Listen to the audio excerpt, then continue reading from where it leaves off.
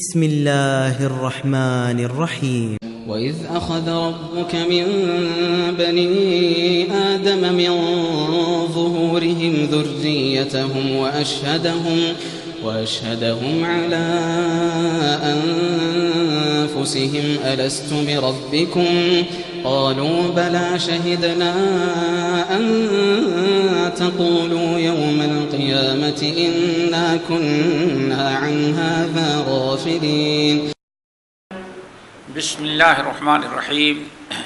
إن الحمد لله نحمده ونستعينه ونستغفره ونعوذ بالله من شرور أنفسنا ومن سيئات أعمالنا. من يهده الله فلا مضل له ومن يضلله فلا هادي له وأشهد أن لا إله إلا الله وأشهد أن محمدا عبده ورسوله. يا أيها الذين آمنوا اتقوا الله حق تقاته ولا تموتن إلا وأنتم مسلمون. يا أيها الناس اتقوا ربكم الذي خلقكم من نفس واحدة وخلق منها زوجها وبث منهما رجالا كثيرا ونساء واتقوا الله الذي تساءلون به والأرحام إن الله كان عليكم رقيبا. يا أيها الذين آمنوا اتقوا الله وقولوا قولا سديدا يصلح لكم أعمالكم ويغفر لكم ذنوبكم ومن يطع الله ورسوله فقد فاز فوزا عظيما. أما بعد فإن خير الحديث كتاب الله وخير الهدي هدي محمد صلى الله عليه وسلم وشر الأمور محدثاتها وكل محدثة بدعة وكل بدعة ضلالة وكل ضلالة في النار. فأعوذ بالله السميع العليم من الشيطان الرجيم. بسم الله الرحمن الرحيم. يا أيها الذين آمنوا إنما المشركون نجس فلا يقربوا المسجد الحرام بعد عامهم هذا وإن خفتم عيلة فسوف يغنيكم الله من فضله إن شاء إن الله عليم حكيم. وعن ابن عباس رضي الله تعالى عنه قال قال رسول الله صلى الله عليه وسلم خمس بخمس. قيل يا رسول الله ما خمس بخمس؟ قال ما نقض قوم الأحد إلا سلط عليهم عدوهم وما حكموا بغير ما أنزل الله إلا فشى فيهم الفقر ولا ظهرت فيهم الفاحشة إلا فشى فيهم الموت وما منعوا الزكاة إلا حبس عنهم القدر ولا طففوا المكيال إلا حبس عنهم النبات وأخذوا بالسنين أو كما قال عليه الصلاة والسلام. محترم سامعین اور دینی ماں اور بہنوں، ہم نے سورۃ التوبہ کی ایک آیت نمبر 28 اور امام طبرانی رحمۃ اللہ علیہ نے موجب کبیر میں ایک حدیث نقل کی ہے جس کو حضرت عبداللہ ابن عباس رضی اللہ تعالی عنہما نے نقل کیا ہے. وہی حدیث میں نے پڑھی ہے. اس حدیث میں ہم تمام مسلمانوں کی ذلت، پسپائی، رسوائی، خوار اور ذلیل ہونے کے اسباب بیان کیے گئے ہیں. یہ ہمیشہ یاد رکھیں، اگر آج اپنے آپ کو ہم بہت ہی زیادہ مظلوم دیکھ رہے ہیں، اور واقعی آج دنیا میں سب سے مظلوم قوم جو ہے وہ مسلمانوں کی ہے، تو اس کے اسباب پر غور کرنا چاہیے کہ اللہ تعالیٰ نے بلا وجہ ہم کو کیوں مظلوم بنایا، اس کے کچھ وجوہات، کچھ اسباب ہوں گے۔ ان اللہ لا یغیر ما بقوم حتی یغیروا ما بانفسہم، اللہ تعالیٰ کسی قوم کی حالت نہیں بدلتا جب تک کہ خود اپنی دینی حالت نہ بدل دے۔ کبھی ہم پوری دنیا کے حاکم اور ہماری حکمرانی تھی، ہماری قوت و طاقت کا کوئی مقابلہ نہیں کر سکتا تھا، اور آج ہم اپنے گھر میں بھی رہ کر کے، اپنے ملک میں بھی رہ کر کے ہم غیروں کے غلام بنے ہوں۔ اس کے کچھ وجوہات ہوں گی۔ تو اس حدیث میں انہی وجوہات کا تذکرہ ہے۔ رسول اللہ صلی اللہ علیہ وسلم ارشاد فرماتے ہیں، عبداللہ بن عباس رضی اللہ تعالیٰ عنہما روایت کرتے ہیں کہ نبی علیہ السلام نے ایک موقع میں ارشاد فرمایا، اے مسلمانوں، خمس بخمس، 5 گناہ ہیں اور ان ہر 5 گناہوں کے بدلے ایک عذاب اللہ نے مقرر کر رکھا ہے، اور وہ عذاب جہنم کا نہیں، وہ تو بعد کا ہے، عذاب قبر نہیں ہے، وہ تو سب بعد میں دیکھا جائے گا۔ اسی دنیا میں دنیاوی عذاب 5 ہیں، خمس بخمس، 5 گناہ، 5 عذاب ہیں 5 گناہوں کے بدلے، خمس بخمس، 5 عذاب ہیں 5 گناہوں کے بدلے۔ صحابہ کرام نے کہا، یا رسول اللہ، ما خمس بخمس، 5 عذاب ہیں 5 گناہوں کے بدلے، وہ کیا ہیں آخر، کیا مطلب ہے اس کا؟ وہ کون 5 گناہ ہیں اور وہ کون 5 عذاب ہیں؟ نبی علیہ السلام نے فرمایا وہ 5 گناہ یہ ہیں۔ نمبر 1، ما نقض قوم العہد الا سلط علیہم عدوہم، یہ پہلا گناہ۔ دوسرا گناہ، وما حکموا بغیر ما انزل اللہ الا فشا فیہم الفقر۔ نمبر 3، ولا ظہرت فیہم الفاحشۃ الا فشا فیہم الموت۔ نمبر 4، ولا منعوا الزکاۃ الا حبس عنہم القطر۔ آخر اور نمبر 5، ولا تففوا المکیال والمیزان ولا تففوا المکیال الا حبس عنہم النبات واخذوا بالسنین۔ پہلا گناہ، ما نقض قوم العہد الا سلط علیہم عدوہم۔ ایک ایک گناہ ہماری ذلت کا اور رسوائی کا سبب بنا ہوا ہے۔ سب سے پہلا گناہ، ما نقض قوم العہد الا سلط علیہم عدوہم۔ جب بھی کوئی قوم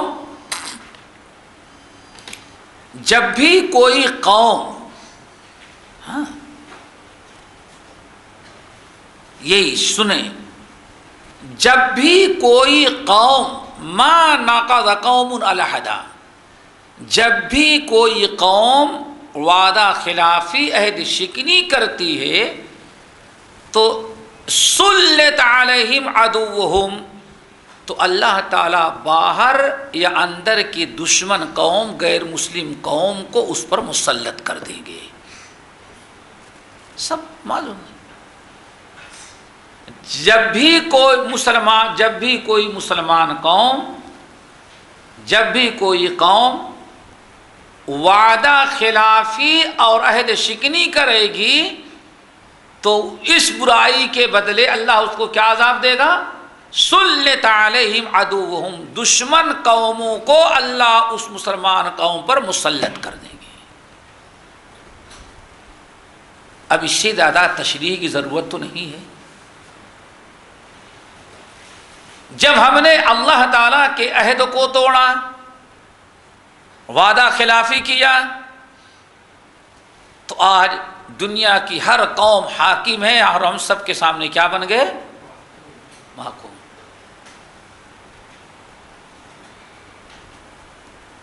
وعدہ خلافی کا کیا مطلب ہے؟ ایک بہت بڑا عہد تو یہ تھا جس کا تذکرہ سورہ اعراف میں ہے، الست بربکم۔ جب اللہ رب العالمین نے آدم علیہ السلام کو پیدا کیا تو آدم علیہ السلام کی پیٹھ سے قیامت تک آنے والی ذریت، جو جتنی روحیں تھیں، سب کو اللہ نے اکٹھا کیا، جس میں قیامت تک آنے والے سارے انسان۔ اللہ رب العالمین نے سب سے پوچھا الست بربکم، کیا میں تم تمام لوگوں کا رب نہیں ہوں؟ میرے علاوہ کوئی رب تو نہیں ہے تمہارا؟ الست بربکم؟ تو ہم تمام لوگوں نے کہا بلا، کیوں نہیں، اللہ تعالیٰ آپ ہی ہمارے رب ہیں، آپ کے علاوہ کوئی ہمارا معبود نہیں ہے۔ توحید کا اقرار کیا۔ ایک وعدہ تو یہ ہے، پھر اسی وعدے کو اور پختہ دوبارہ ہم نے کیا، کلمہ پڑھ کر کے اشہد ان لا الہ الا اللہ واشہد ان محمدا عبدہ ورسولہ۔ یہ وعدہ ہم نے اللہ رب العالمین سے کیا۔ اب دیکھنا یہ کہ اس وعدے پر ہم کہاں تک قائم رہے۔ آج کیا ہم توحید پر قائم ہیں؟ اگر ہم شرک میں مبتلا ہیں، اور ہر قسم کا شرک، شرک اصغر اور شرک اکبر دونوں، آج ایک آدمی کو دیکھیں گے ہاتھوں میں، باہوں میں، گلوں میں، گلے میں، کمر میں، جسم کا شاید کوئی ایسا حصہ نہ ہو جہاں تعویذیں نہ باندھ رکھا ہو، تعویذیں نہ لٹکا رکھا ہو۔ ساری مشکل کشائی کسی بابا کے پاس پہنچ جائے، تعویذ میں رکھی ہوئی ہے، اوپر والے سے ضرورت ہی نہیں کہ اللہ تعالیٰ میری مصیبت کو ٹال دے۔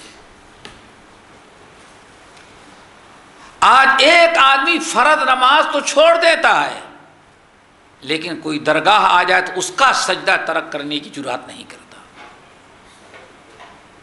کس قدر ہم شرک میں مبتلا ہوئے۔ ادھی جس سے توحید پھیلی جہاں میں، ہوا جلوہ گر حق زمین و سما میں، رہا شرک باقی نہ وہم و گما میں، بگاڑا گیا وہ بدلا گیا آ کے ہندوستا میں۔ اللہ اکبر۔ ادھی جس سے توحید پھیلی جہاں میں، رہا شرک باقی نہ وہم و گما میں، ہوا جلوہ گر حق زمین و سما میں، وہ بدلا گیا آ کے ہندوستا میں۔ ہمیشہ سے اسلام تھا جس پر نازا، او دولت بھی کھو بیٹھے آخر مسلمان۔ آج کون سا شرک ایسا ہے جو مسلمانوں میں نہ پایا جا رہا؟ یہ وعدہ ہم نے توڑا۔ پھر اس وعدے کو ہم نے اس قدر پامال کیا کہ خانہ کعبہ جیسی مقدس جگہ کو تو سال میں ایک پردہ چڑھتا ہے، ہمارے ہاں درگاہوں پر روزانہ 1000 چادریں چڑھتی ہیں۔ اللہ اکبر۔ یہ شرک ہمارے یہاں پایا جائے۔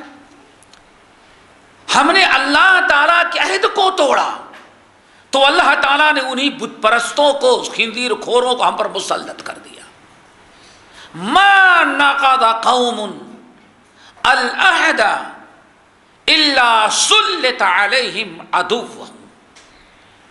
آپ فرماتے ہیں، اور نبی علیہ السلام کا فرمان ہمیشہ یاد رکھیے آپ لوگ، ان نبی کا فرمان بھی حقیقت میں اللہ تعالیٰ کا فرمان ہوا کرتا ہے. گفتِ اللہ بود گرچہ حلقوم عبداللہ بود. گرچہ زبان محمد صلی اللہ علیہ وسلم کی ہوتی ہے لیکن وہ پیغام اور فرمان جو ہوتا ہے اللہ وحدہ لا شریک کا ہوا کرتا ہے. آج ہم عزت چاہتے ہیں قبر پرستی سے، تعویذ سے، تعزیہ سے، بدعات سے. اسلام کو ہم ترقی دینا چاہتے ہیں بدعات کے ذریعے، ترقی دینا چاہتے ہیں شرک کے ذریعے. تو ذلیل ہوتے رہے اور آئندہ بھی ذلیل ہوتے ہی رہیں گے. کیوں؟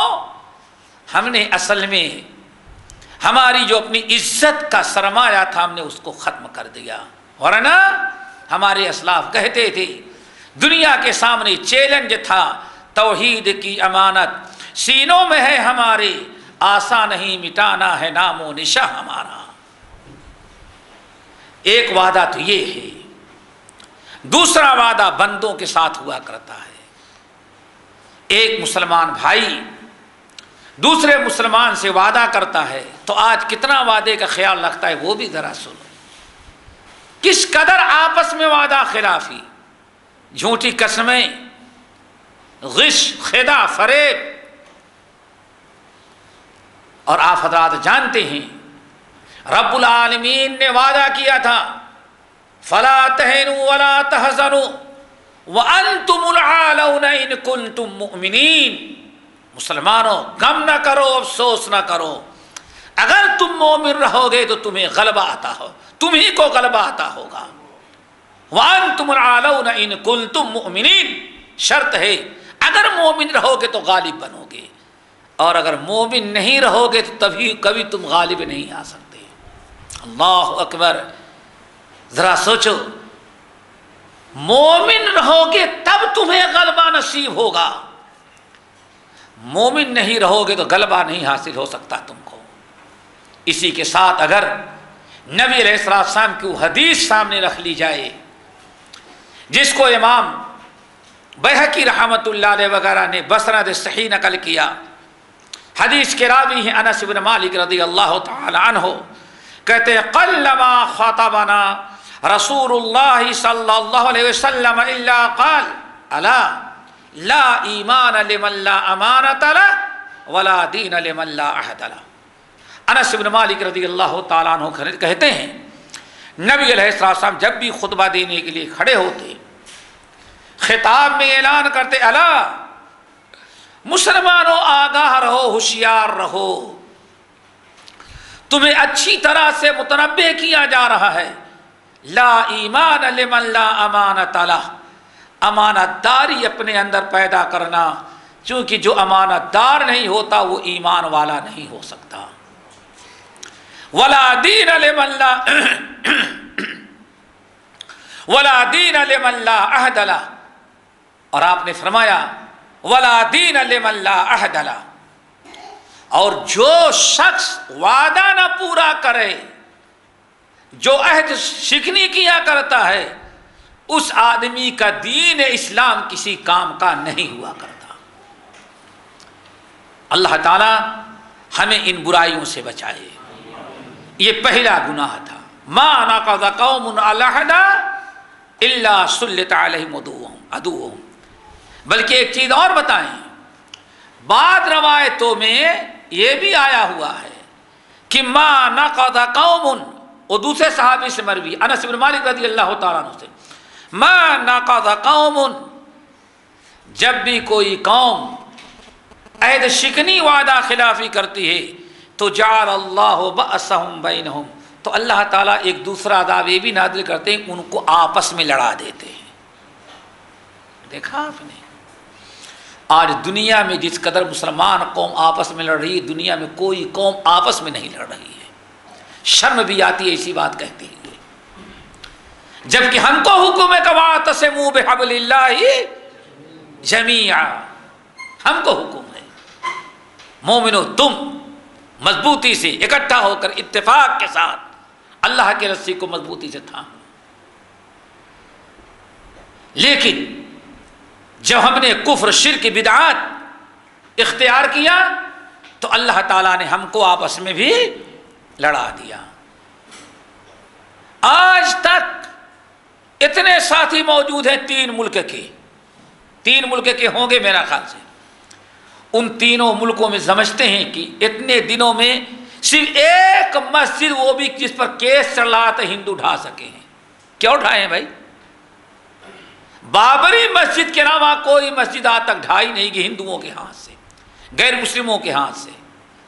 لیکن اب ذکر کرنا پڑتا ہے ورنہ بڑی شرم کی بات ہے، ہندوستان، پاکستان بھی وہی ہوگا، ایک صوبے میں، صرف ایک صوبے میں مخالف فرقے والے نے، ایک مسلم گروہ نے دوسرے مسلمان گروہ کی تقریباً 2 سالوں میں 4-5 مسجدیں ڈھا دی ہیں واللہ۔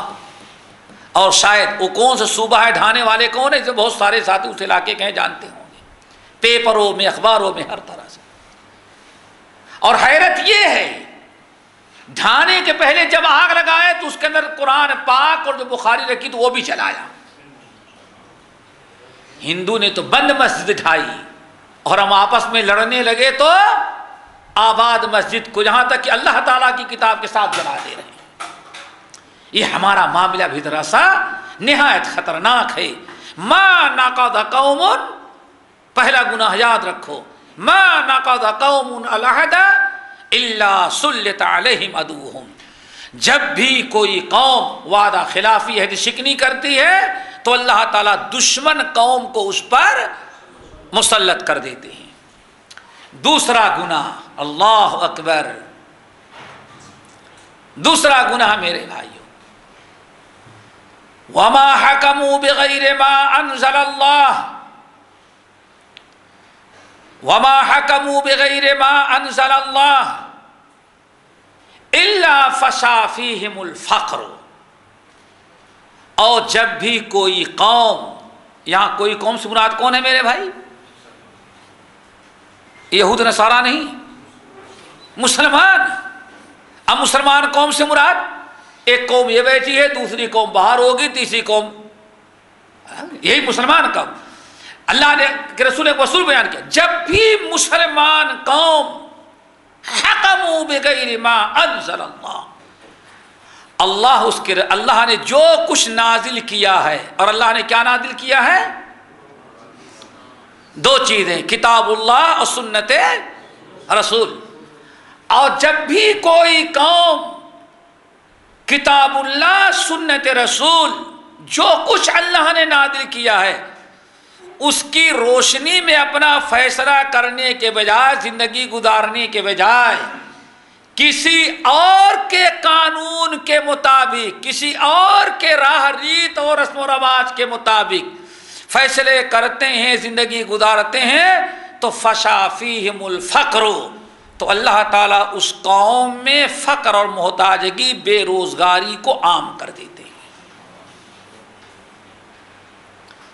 آج کتنے لوگ رہے ہوں گے ابھی جو بڑے بڑے رستم وقت بلیونر بنے ہوئے تھے، آج بھاگنے کے لیے راستہ بھی ڈھونڈنے سے نہیں مل رہا ہے، ہوا میں اڑ رہے تھے۔ یہ سب کیوں ہوا؟ سود کو اللہ تعالیٰ نے حرام قرار دیا، ہم نے سود کو ترقی کا ذریعہ بنایا۔ وما حکموا بغیر ما انزل اللہ، قرآن ہمارے لیے رحمت ہے، نبی کی سنت ہمارے لیے عروج کا ذریعہ ہے۔ صحابہ کرام نے، اسلاف نے، تابعین نے، ہم سے پہلے مسلمانوں نے جب اپنے جھگڑوں کے اندر، اپنے عدالتوں کے اندر، اپنے معاملات کے اندر، اپنے چال چلن کے اندر، اپنے خوشی اور غمی کے اندر کتاب اللہ سنت رسول کو نافذ کیا تو دنیا میں اللہ تعالیٰ نے ان کو بڑی عزت عطا کی۔ وہ زمانے میں معزز تھے مسلمہ ہو کر، اور تم خوار ہوئے تارک قرآن ہو کر۔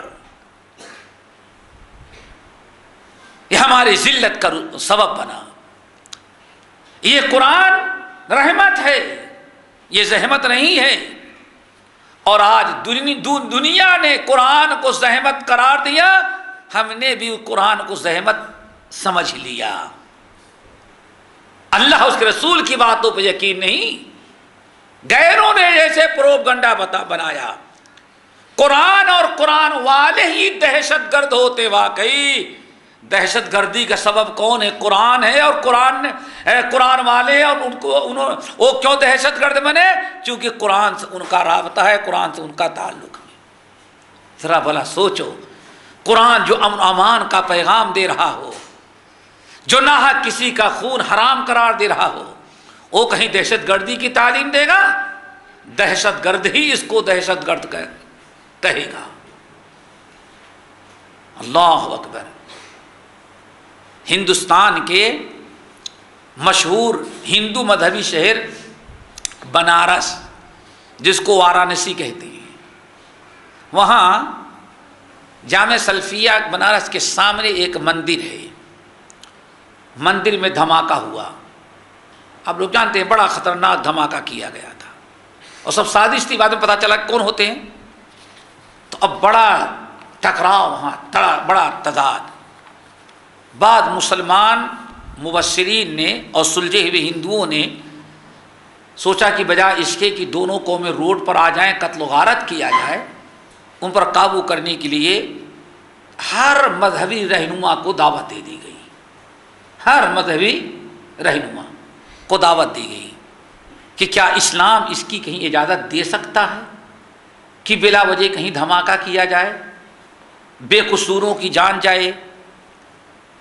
بہرحال جو کہنا تھا وہ یہ کہ ہر مذہب کا مذہبی رہنما اور نمائندہ آیا، تو ہندوستان کا سب سے بڑا جو پنڈت ہے اس نے اپنا بیان دیا، تو کہا کہ دیکھو، ہم قسم کھا کے کہتے ہیں ہم نے 4 مرتبہ قرآن پڑھا ہے، لیکن قرآن پاک میں ایک حرف ایسا کوئی ماں کا لال نہیں دکھلا سکتا جہاں قرآن کا وہ ایک حرف دہشت گردی کی تعلیم دے رہا۔ میرے بھائی، ذرا قرآن جس نے دیکھا ہے ان سے غیر مسلموں سے ہم سبق حاصل کرتے ہیں، لیکن ہمارے ہاں سب سے بڑا دہشت گرد مولوی ہوتا ہے۔ کیوں؟ وہ بما کے دوحل کتاب و سنت بیان کرتا ہے، غیروں نے بتایا، ہم نے عذاب سمجھا، اس لیے فشا فیہم الفقر۔ علامہ اقبال کہتے تھے، خوارد مہجور یہ قرآن شدی، شکوہ سنجے گردش دورہ شدی۔ قرآن کو چھوڑ کر کے ذلیل اور خوار ہو رہا ہے، اور شکایت زمانے کی تو کر رہا ہے، شکایت یہ ہے کہ تو نے قرآن کو چھوڑ دیا ہے۔ حیات حکمت قرآن گیری ببندہ صوفیو ملا اسیری۔ قرآن سیکھ کر کی زندگی گزارنا نہ سیکھا، ساری زندگی پیروں فقیروں مرشدوں کے پیچھے تیری گزر رہی ہے۔ اللہ اکبر۔ ما حکموا بغیر ما انزل اللہ الا فشا فیہم الفقر۔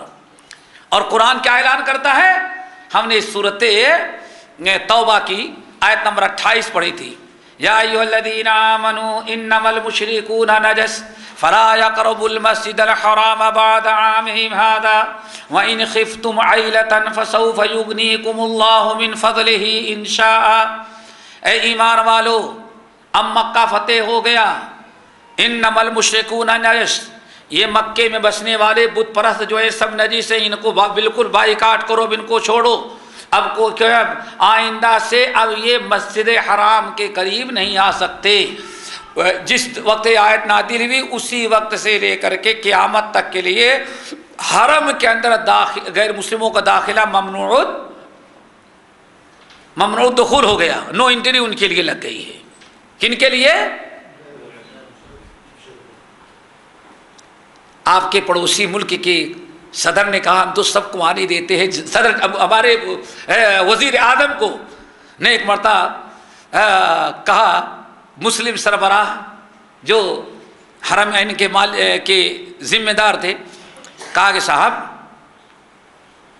آپ تو ہر جگہ چلے جاتے ہیں، آپ لوگ ہم کو کیوں آنے کے لیے پابندی لگاتے ہیں کہ وہاں داخل نہیں ہو سکتے؟ پورے ملک کا ویزا دیتے لیکن وہاں کیوں نو انٹری رہتی ہے؟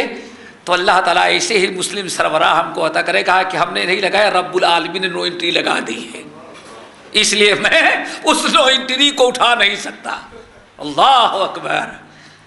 میرے بھائی کہنے کا مطلب یہ ہے جب یہ آیت نازل ہوئی تو مکے میں بڑے بڑے تاجر، کاروبار اور پورا عرب، مکے کے ارد گرد سارے لوگ مشرکین تھے۔ اب اگر وہ مکے میں نہ آئیں تو مکے کی مارکیٹ ڈاؤن، کاروبار ختم، بڑے پریشان۔ تو کچھ جو تجارت پیشہ مسلمان تھے انہوں نے بہت افسوس کرنا شروع کیا، اللہ کے رسول یہ تو اللہ نے کافروں کی نو انٹری لگا دی، اب وہ نہیں آئے تو کاروبار کیسے چلے گا؟ اور مکے میں صرف بزنس ہی پر گزارا ہے، کوئی کھیتی باڑی تو ہے نہیں۔ بظاہر واقعی ان لوگوں کی سوچ بڑی اچھی تھی، کہاں سے تجارت ہوگی، کہاں سے کاروبار چلے گا؟ اللہ رب العالمین نے آیت نازل کی، یہ قانون بدلا نہیں جائے گا۔ یا ایھا الذین آمنوا انما المشرکون نجس فلا يقربوا المسجد الحرام بعد عامهم هذا۔ اے مومنو، یہ نجس قوم ہے، یہ کبھی مسجد حرام کے قریب نہیں آ سکتی۔ رہی بات تمہارا کاروبار مندہ ہو جائے گا اور تمہیں روٹی کہاں ملے گی تو سن لو، وَإِنْ خِفْتُمْ عَيْلَةً فَسَوْفَ يُغْنِيكُمُ اللَّهُ مِنْ فَضْلِهِ۔ اگر تم اللہ تعالیٰ کے اس حکم پر عمل کر گئے تو اللہ تعالیٰ چاہے گا تو بغیر اس تجارت کے تمہیں اپنے فضل و کرم سے مالوں سے نواز دے گا۔ اور واقعی ایسا نوازا کہ اس کی ایک دو مثالیں آپ کو دے دیں۔ اللہ اکبر، کیسے نوازا؟ عبد الرحمن بن ابو بکر رضی اللہ تعالی، عبد الرحمن بن عوف، ایک قرآن کس کی برکت تھی میرے بھائیوں؟ قرآن کی، جس کو آج ہم زحمت سمجھتے ہیں۔ قرآن کہتا ہے سود سے تمہارا کاروبار برباد ہو جائے گا، اور ہم کہتے ہیں ارے واہ صاحب، سود سے ذرا دیکھو سپر پاور بن گیا، اور ہم لوگوں کو ملا لوگوں نے یہیں پیچھے ہی رکھ دیا ابھی، سمجھ گئے نا؟ اللہ اچھا، سود لے کر کے بھی دیکھ لیا ملا کو، لوگوں کی بات کو ٹھکرا کر کے کون سا نتیجہ نکلا؟ بدن کے کپڑے بھی اتر گئے، کچھ بھی نہیں رہ گیا ہاتھ ساتھ میں، ذلت اور خواری تو ہو گئی، سمجھ گئے نا؟ اللہ اکبر۔ ذرا سوچو، عبد الرحمن بن عوف رضی اللہ تعالیٰ عنہ، قرآن کی برکت ہے۔ کہا جاتا ہے کہ جس وقت ان کا انتقال ہوا ہے تو نقدی اور کیش کے علاوہ ان کے پاس 1000 اونٹ تھے۔ کتنے؟ کاروبار کتنا بڑا تھا، کتنا مال تھا، کتنے اونٹ تھے بھائی؟ 1000 اونٹ، 3000 بکریاں اور 100 گھوڑے۔ اتنا تو ان کے پاس صرف جانور تھے، کتنے؟ 1000 اونٹ، 3000 بکریاں اور 100 گھوڑے۔ اور نقدی اور کیش کا معاملہ یہ تھا، ان کے انتقال کے بعد جو درہم اور دینار تھا، جو رقم کیش تھا، اس کو تقسیم کیا گیا تو بیوی کا حصہ کتنا نکلا؟ 1/8۔ اب 1/8 کو 4 بیویوں میں تقسیم کیا گیا تو ہر بیوی کو تقریباً 83,500 ملے۔ کتنے؟ 8ویں حصے کو 4 بیویوں میں تقسیم کیا گیا تو ایک بیوی کو کیش کتنا ملا؟ تقریباً 83,000۔ اللہ اکبر۔ اس سے اندازہ لگاؤ کہ پورا کیش ان کے پاس کتنا رہا ہوگا۔ یہ وہی لوگ ہیں جنہوں نے قرآن پر عمل کیا تو اللہ تعالیٰ نے مکے کے مشرکوں سے بالکل بے نیاز کر دیا۔ پھر ابو محمد طلحہ بن عبید اللہ رضی اللہ تعالیٰ عنہ کو اللہ رب العالمین نے جب نوازا تو اتنے مالدار ہو گئے، اللہ اکبر کے سن کر کے حیرت کریں گے ہوگی کہ ان کا لنگر کھانا سمجھتے ہیں نا؟ ارے وہ جو فری فنڈ کا رکھ دیا گیا ہے کھاؤ، روزانہ ان کے کچن کا یا لنگر کا جو خرچہ تھا اس وقت 1000 درہم تھا۔ اور 1000 درہم اس وقت کا جو ہے کم سے کم آج کا 1000 ملین تو بن جائے گا۔ روزانہ جو مسافروں کا، غریبوں کا، فقراء کا، محتاج کا، یتیموں بیواؤں کا، جو ان کے ہاں کھانا پکتا تھا فری میں کھلانے کے لیے، روزانہ اس کا مصرف کتنا تھا؟ 1000 درہم۔ یہاں تو رمضان کے بعد تو شاید کوئی اپنے دروازے کے سامنے کھڑا بھی نہیں ہونا دے گا، بس رمضان میں شاید کوئی دروازے پہ کھڑا کر دے، بھائی 200 افطاری ہماری جانب سے۔ اور یہاں معاملہ کیا ہے؟ سال بھر کا۔ اور حضرت زبیر ابن العوام کو اللہ نے اتنا نوازا تھا کہ بھائی فَسَوْفَ يُغْنِيكُمُ اللَّهُ مِنْ فَضْلِهِ، ارے قرآن پر عمل کر کے دیکھو اللہ تعالیٰ کتنی برکتوں سے تجھے نوازتا ہے۔ حضرت زبیر ابن العوام رضی اللہ تعالیٰ عنہ، ان کی زمین، ان کی جائیداد، ان کی دکانیں، ان کے مکان، آج کے اسلام میں ان کے بنگلے، ان کے فلیٹس جو کرائے پر چلتے، سب کو چھوڑ کر کے 1000 غلام ایسے تھے۔ کتنے؟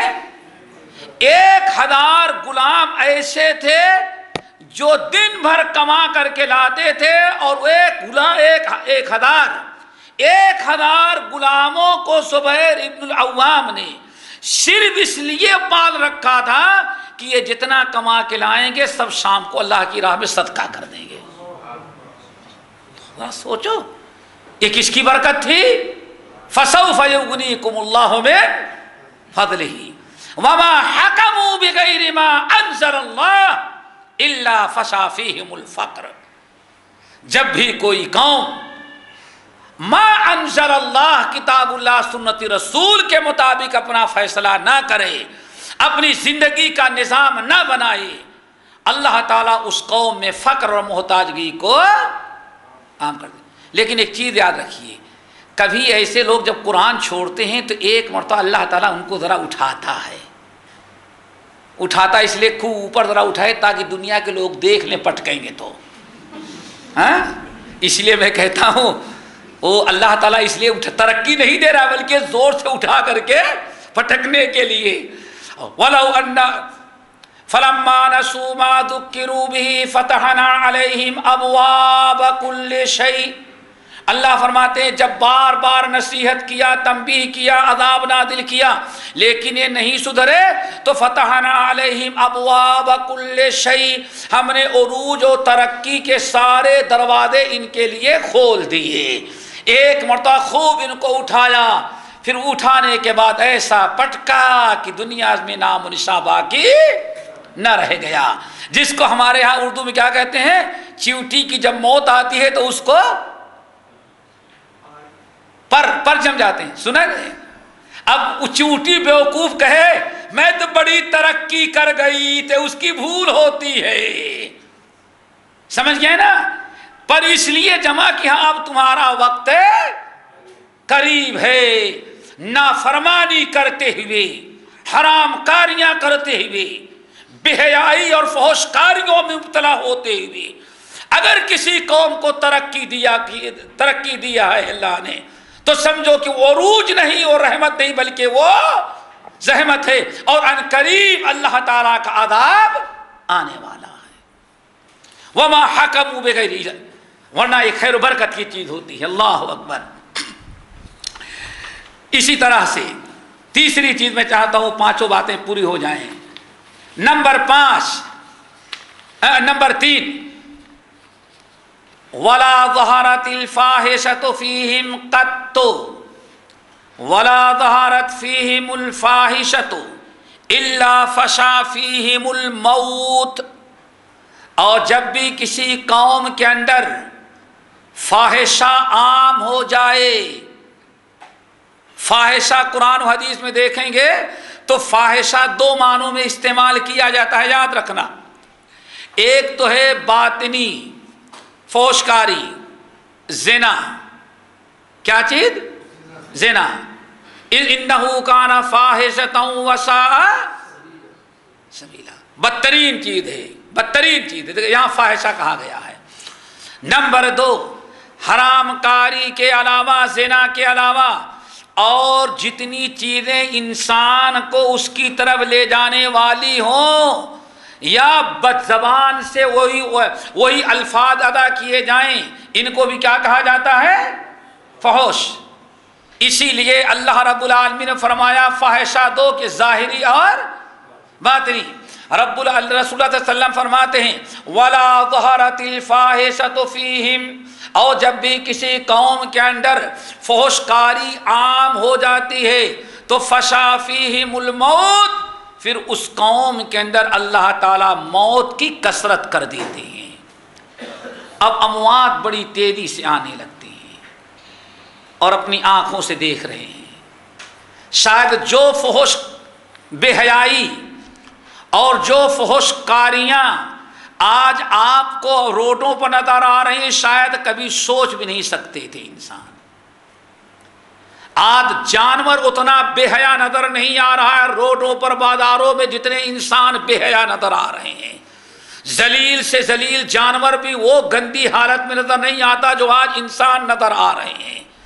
وہ حرکت روڈوں پر جانور نہیں کرتا جو آج انسان کر رہے ہیں ہمارے روڈوں پر۔ پھر نتیجہ کیا نکلا؟ شاید جتنی پیدائش نہیں ہوتی اس سے کئی گنا زیادہ روزانہ موت ہوتی ہے، اور موت بھی مختلف شکل میں۔ نمبر ایک، آپ حضرات جانتے ہیں آج جن قوموں کے اور جن ملکوں کے اندر یہ حرام کاری عام ہو گئی ہے، ان علاقوں میں اولاد جتنی قتل کی جاتی ہے، چھوٹے ملک میں اتنی اولاد پیدا نہیں ہوتی۔ لاکھوں کی تعداد میں اگر آپ سالانہ رپورٹ پڑھیں گے تو 1 منٹ میں 300 بچے حرام کے قتل کیے جا رہے ہیں۔ اللہ اکبر! یہ تو بچوں کو قتل کیا جا رہا ہے، اور اس کے بعد جو عذاب آ رہا ہے، خودکشی جو ہو رہی ہے، خودکشی جو ہو رہی ہے، طرح طرح کے حوادث ہو رہے ہیں۔ اب تو پیدا ہونے میں دیری لگتی ہے، مرنے میں دیری لگتی ہی نہیں۔ پہلے مرنے بھی کچھ دیر لگتی تھی، آدمی انتظار کر پاتا تھا، اور آج تو بیٹھے بیٹھے چلتے چلتے انسان مر جا رہا ہے۔ یہ اللہ تعالیٰ کا عذاب ہے۔ وَلَا ظَهَرَتِ الْفَاحِشَةُ فِيهِمْ إِلَّا فَشَا فِيهِمُ الْمَوْتِ، اور جب بھی کسی مسلم قوم کے اندر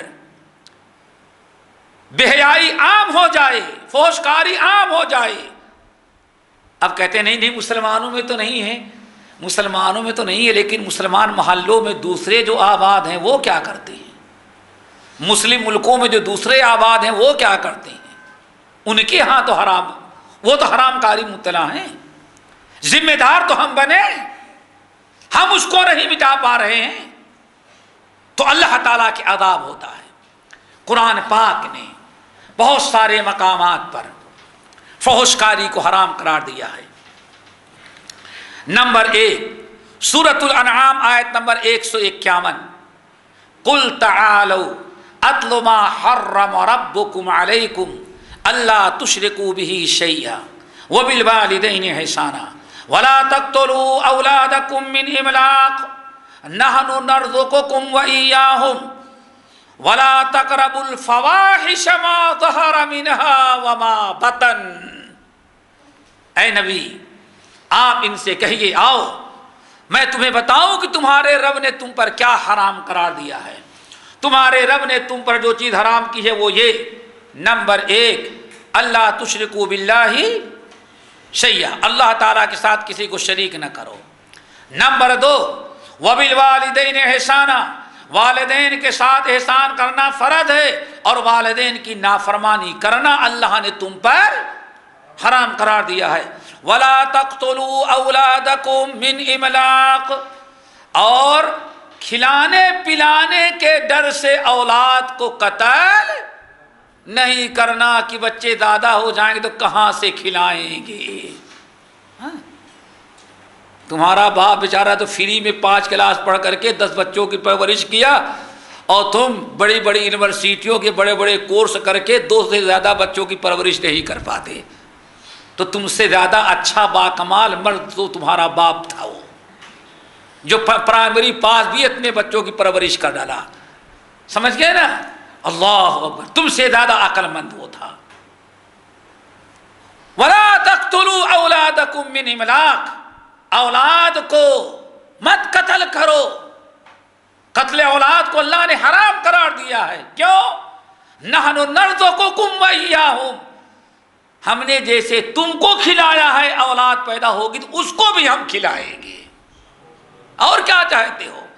رزق کا ذمہ دار تم کو اللہ نے کہاں بنایا ہے؟ تم کو تو صرف محنت کرنے کا حکم ذریعہ بنایا ہے۔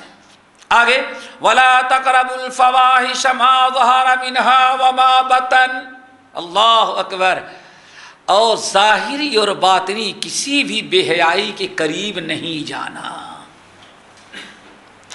وَلَا تَقْتُلُوا النَّفْسَ الَّتِي حَرَّمَ اللَّهُ إِلَّا بِالْحَقِّ، اور ناحق کسی کا خون نہیں کرنا۔ ذَلِكُمْ وَصَّاكُمْ بِهِ لَعَلَّكُمْ تَعْقِلُونَ، اللہ تم کو یہ وصیت کرتا ہے تاکہ تم لوگ اس کو سمجھو۔ دیکھو اللہ نے ہمارے اوپر جو چیزیں حرام کی ہیں، شرک، قتل اولاد، ان تمام چیزوں کے ساتھ ظاہری اور باطنی دونوں قسم کی بے حیائیوں کو ہمارے اوپر حرام قرار دیا ہے۔ سورہ اعراف آیت نمبر 33، قل انما حرم ربی الفواحش ما ظہر منها وما بطن، اے ہمارے نبی آپ اعلان کر دے، سنو، انما حرم علیکم انما حرم ربی، میرے رب نے حرام قرار دے دیا ہے، کیا قرار دیا؟ الفواحش ما ظہر منها وما بطن، ہر قسم کی بے حیائی کو، چاہے ظاہری ہو یا باطنی۔ صرف زنا ہی اللہ نے حرام نہیں قرار دیا ہے، روڈوں پر عریانیت کو بھی میرے رب نے تم پر حرام قرار دیا ہے۔ میرے رب نے صرف زنا کو حرام نہیں قرار دیا ہے، زنا کے ساتھ تم لڑکیوں کو جو نچاتے ہو اور ڈانس کراتے ہو، اس کو بھی میرے رب نے حرام قرار دیا ہے۔ یہ کس نے کہا کہ بس دل پاک ہو، دل صاف ہو، سب کچھ کرتے رہو؟ ارے دل ہی ایمان والا ہوتا تو بھی ایماندار ہوتی۔ اللہ اکبر، قل انما حرم ربی الفواحش ما ظہر منها وما بطن۔ حضرت عبداللہ بن مسعود رضی اللہ تعالیٰ عنہ کی حدیث بڑی عجیب ہے، جو سننے کے لائق، جس کو امام بخاری اور مسلم رحمہ اللہ وغیرہ نقل کرتے ہیں۔ اللہ اکبر، رسول اللہ صلی اللہ علیہ وسلم نے ارشاد فرمایا، لا احد اغیر من اللہ عز وجل، اللہ تعالیٰ سے زیادہ کوئی غیرت مند نہیں ہے۔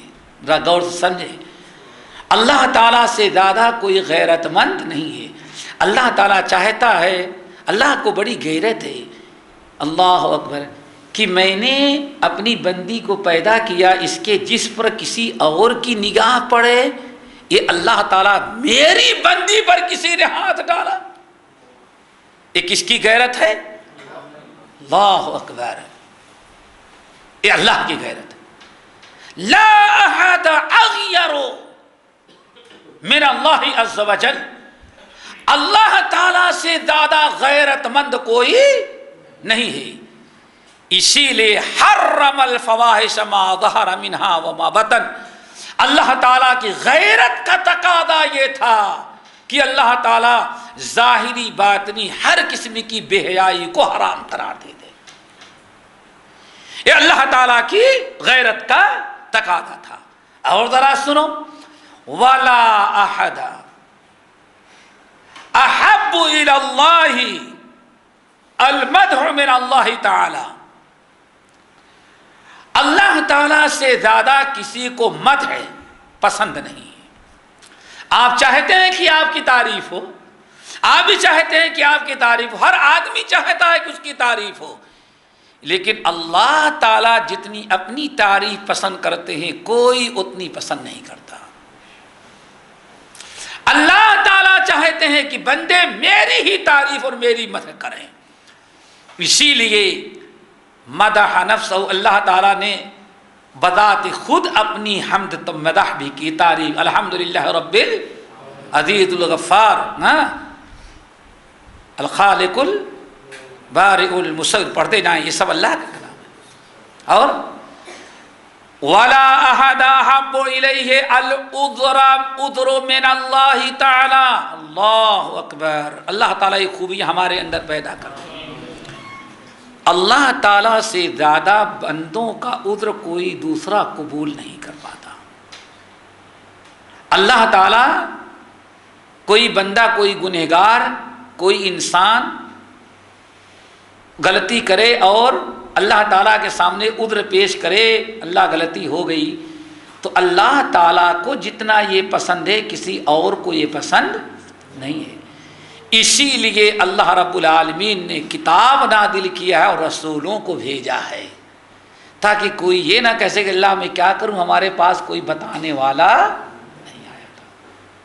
تو بات چل رہی تھی حرمت کی، بلکہ حضرت عبداللہ بن عباس رضی اللہ تعالیٰ عنہما کی روایت طبرانی کی ہے کہ اللہ کے رسول نے فرمایا اذا ظہر الزنا والربا فی قریۃ، جب بھی کسی قوم میں زنا اور ربا یہ دونوں چیزیں عام ہو جاتی ہیں، تو اللہ تعالیٰ فرماتے ہیں اب اس قوم نے اپنے اوپر میرے عذاب کو نازل کرنا واجب کر دیا ہے۔ اللہ تعالیٰ سب کو اس تیسری برائی سے بچائے۔ نمبر 4، ولا منع الزکاۃ، ولا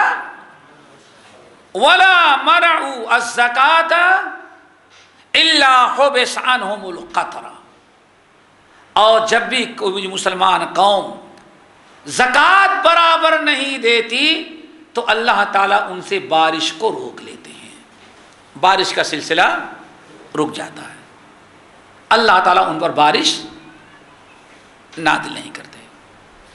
ایک دوسری روایت آئی ہوئی ہے سنن ابن ماجہ کی دوسری حدیث، جس میں اللہ تعالیٰ فرماتے ہیں زکوٰۃ نہ دینے والوں سے اللہ تعالیٰ ناراض ہوتے ہیں تو بارش روک لیتے ہیں، لولا البہائم لم یمطروا، لیکن کبھی کبھار بارش ہو جاتی ہے، کیوں ہوتی ہے؟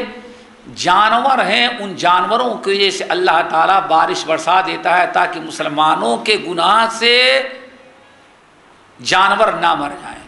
لولا البہائم لم یمطروا، اگر یہ پرندے نہ ہوتے اور جانور نہ ہوتے تو مسلمانوں سے تو اللہ اتنا زیادہ ناراض تھا کہ ان پر کبھی ایک قطرہ بارش برساتا ہی نہیں۔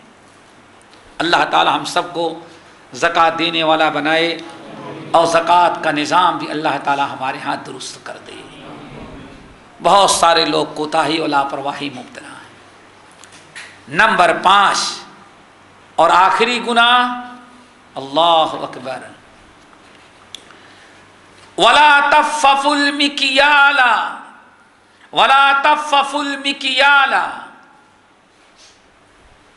الا حبس عنہم النبات وَأُخِذُوا بِالسِّنِينَ، اللہ تعالیٰ اللہ رسول ارشاد فرما رہے ہیں یہ 5واں گناہ اور اس پر 5واں عذاب۔ وَلَا تَفَّفُوا الْمِكْيَالَ، اور جب بھی کوئی قوم ناپ اور تول میں کمی کرنے لگتی ہے،